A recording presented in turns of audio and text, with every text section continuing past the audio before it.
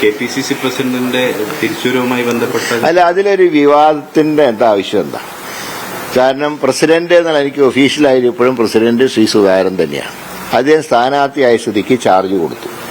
Charge കൊടുത്തതിന് ശേഷം ഇപ്പൊ അദ്ദേഹം ചികിത്സയ്ക്ക് പോയിരിക്കുക. ആ ചികിത്സ കഴിഞ്ഞ് വരുമ്പോഴേക്കും കൗണ്ടിങ് ആവും. കൗണ്ടിങ് ആയി കഴിഞ്ഞാൽ ഓട്ടോമാറ്റിക്കായിട്ട് ചാർജ് അദ്ദേഹത്തിന് തിരിച്ചു കൊടുക്കും. ഇവിടെ എന്തായാലും ചർച്ച ചെയ്യപ്പെടേണ്ട ഒരു വിഷയം ഉണ്ടായിട്ടില്ലല്ലോ. അദ്ദേഹം ട്രീറ്റ്മെന്റ് നേരത്തെ തീരുമാനിച്ചതാണ്.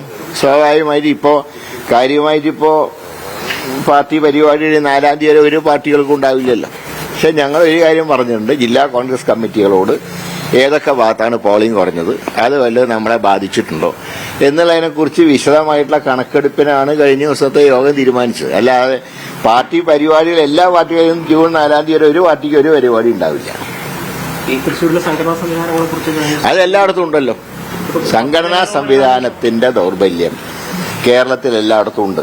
അതുകൊണ്ടാണ് ഞങ്ങൾ തീരുമാനിച്ചത് താഴെ തട്ടിൽ പാർട്ടി പ്രവർത്തനം ശക്തിപ്പെടുത്തുക. അല്ലാതെ മേലെ തട്ടിൽ മാത്രം മാറ്റിയതുകൊണ്ട് ഒരു കാര്യമില്ല. താഴെ തട്ടിൽ ബൂത്തുകൾ സജീവമാക്കണം. അതിനാണ് പ്രയോറിറ്റി. അത് അടുത്ത പഞ്ചായത്ത് ഇലക്ഷന്റെ തയ്യാറെടുപ്പ് ഞങ്ങൾ ഇപ്പോഴും ആരംഭിക്കുകയാണ്. വളരെ വ്യക്തമായിട്ട് KPCC തീരുമാനത്തിൽ പറയുന്നുണ്ട്, പാർലമെന്റ് ഇലക്ഷനിൽ 20-20 ജയിക്കും. പക്ഷേ അതുകൊണ്ട് കാര്യമില്ല. താഴെ തട്ടിൽ പ്രവർത്തനം ശക്തിപ്പെടുത്തിയാൽ മാത്രമേ പഞ്ചായത്തും അസംബ്ലിയും ജയിക്കൂ.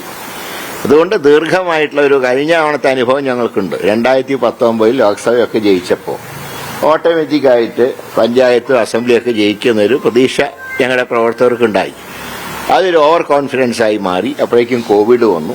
ഇതെല്ലാം കാരണം പിന്നീട് 2 ഇലക്ഷനിലും പരാജയപ്പെട്ടു. ആ അനുഭവം ഉള്ളതുകൊണ്ടാണ് പറയുന്നത് പാർലമെന്റ് ജയിക്കും, പക്ഷേ അതുകൊണ്ട് പഞ്ചായത്ത് അസംബ്ലിയും ജയിക്കില്ല. ഈ തെരഞ്ഞെടുപ്പിൽ ഞങ്ങൾ കണ്ട സംഘടനാപരമായിട്ടുള്ള ദൗർബല്യങ്ങൾ പരിഹരിക്കണം. ഇതിലൊന്നും ഒരു അഭിപ്രായ വ്യത്യാസവും പാർട്ടിയിലില്ല. എല്ലാവരും ഒറ്റക്കെട്ടായിട്ട് തന്നെയാണ് നിൽക്കുന്നത്. ഒരു തർക്കം ഉണ്ടായിട്ടില്ല. പിന്നെ സംഘടനയ്ക്കകത്ത് പല കാര്യങ്ങളും ചർച്ച ചെയ്യപ്പെടും. അതൊന്നും പുറത്തു പറയേണ്ട വിഷയമല്ല.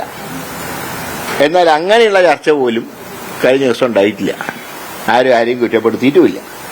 അപ്പോൾ അതുകൊണ്ട് സംഘടനാപരമായിട്ടുള്ള ദൗർബല്യം പരിഹരിക്കണം എന്നുള്ള കാര്യത്തിൽ അത് ചർച്ച തുടങ്ങിയ KC വേണുഗോപാൽ ഉൾപ്പെടെ അക്കാര്യം സൂചിപ്പിച്ചു. അതിന് സ്ഥാനാർത്ഥിയായിരുന്ന ആളാണ്. അപ്പോൾ ഞങ്ങളുടെയൊക്കെ അനുഭവങ്ങൾ ഞങ്ങൾ പങ്കുവച്ചു. അത് ആർക്കെങ്കിലും എതിരായിട്ടുള്ള വിമർശനമല്ല.